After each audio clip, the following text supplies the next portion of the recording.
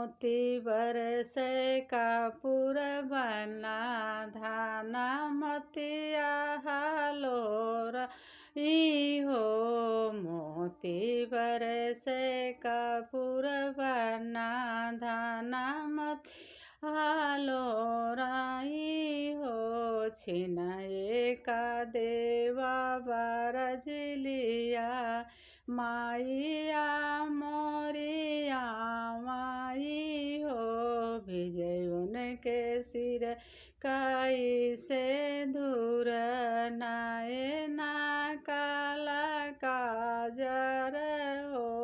विजय उनके सोराहु सिंगारा मोरी भिखिया के कारण हो। मोती बरसे कपूर बना धाना मोतिया हालोराई हो। छिनाए का देवा बरजलिया चाची मोरिया माई हो।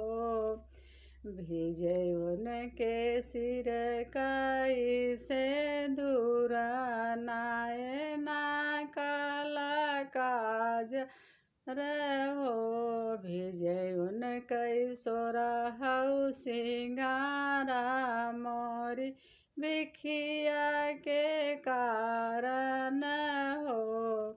मोती बरसे कपूर बना धाना मोतिया हालोर हो।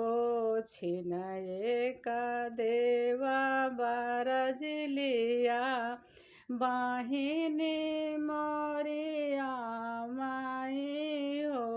विजय उनके सिर काई से दूर नाए ना काला काजर हो।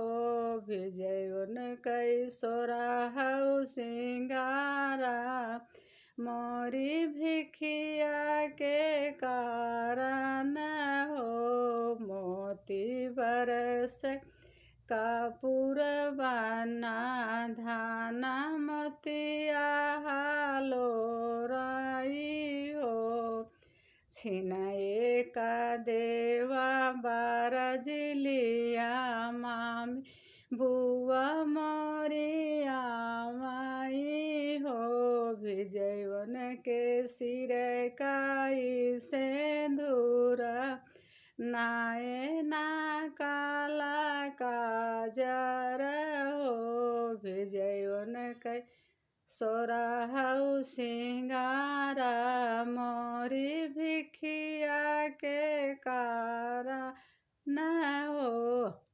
विजय उनके सोराहु सिंगारा मोरी भिखिया के कारण हो। मोती बरसे कपूर बना धाना मोतिया हालोराई हो।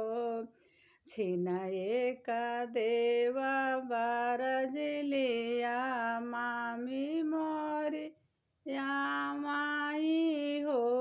विजय उनके सिर काई से दूर नाए ना काला काजर हो। विजय उनके सोराहु सिंगारा मोरी भिखिया के कारण हो। मोती बरसे कपूर बना धाना